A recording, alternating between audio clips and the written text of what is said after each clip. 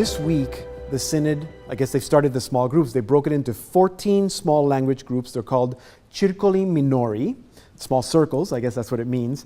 There's 4 English, 3 French, 3 Italian, 2 Spanish, 1 German, and 1 Portuguese.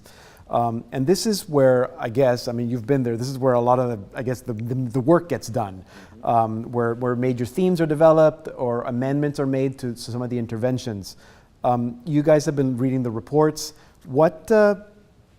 What have you learned about the direction that these discussions are going? The synods that I've been at, I was never able to go inside of those because those are really private meetings. Even though I attended some of the general congregations, as you said, that's where the work is really hammered out. I mean, they really get focused on the particular issues. But interestingly, in each small group, you have representatives from all over the world. So language doesn't mean only people from North America or only people from Europe. Yeah, exactly. I mean, you have people from everywhere. So you're getting that complete global view of the church and how people in different parts of the world relate to different issues, you know. But I was struck by a few big topics. One of them was the impact of digital media, the digital world. That is in the Instrumentum Laboris, but I think some of the people seem to indicate that in their small group, the conversation brought out that it wasn't dealt with thoroughly enough. I think they want a deeper kind of analysis of what is really happening with, you know, young people and being totally lost in the digital world, I mean, in their phones, you know. Yeah. The really powerful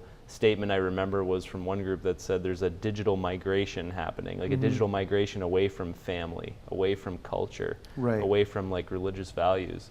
And in a world where actual physical migration is a big challenge, digital migration is too. Is very interesting. Yeah, Father Matt, anything that stood out for you? No, I think really it's kind of the broad spectrum of the voices that are being heard. One is certainly in nations all over the world in all these different languages like you talked about, but also it's been great to see that the Synod Fathers have been letting the young people, the auditors, speak and be a part of these conversations. And that's so key, because if they're just there as kind of window dressing, you know, it doesn't do a whole lot. But if they're there having their voices heard, it's great. Part of the conversation, yeah. And one line in particular that caught me in one of the reports said this. It said, if there isn't a picture, it didn't happen. And that caught me because there's this line, a common line on the internet where it says, pics or it didn't happen. It's a very millennial kind of thing, a very young person kind of thing. And they wouldn't be in there if those young men and women weren't in that room. And so clearly it shows they're a part of this. Right, exactly. And we know the Synod is happening because there are pictures. Yeah, Now, so I was just going to ask quickly, these reports are available, so if people that are watching they're available. They're actually on our website, the Synod website, so saltandlighttv.org/synod. You can find them there. But find them there, and the conversations that are happening are based on the interventions that are happening in the main hall. Right. Right. So it's not like these are other conversations that are happening. Were you going to add something? I was. Yeah. One of the interesting things that came out of one of the groups was there was a real practicality to it. I think it was the group that was spearheaded by Cardinal Supich, but they were giving some real practical advice, like saying we need to like put out like some short messages about what's happening at the Synod that are digestible and like written in language that young people can understand. Exactly. They suggested, like, you know, you said pics or it didn't happen. I mean, in the church it's documents or it didn't happen, right? Like it's these stacks of books, right? Or it didn't happen.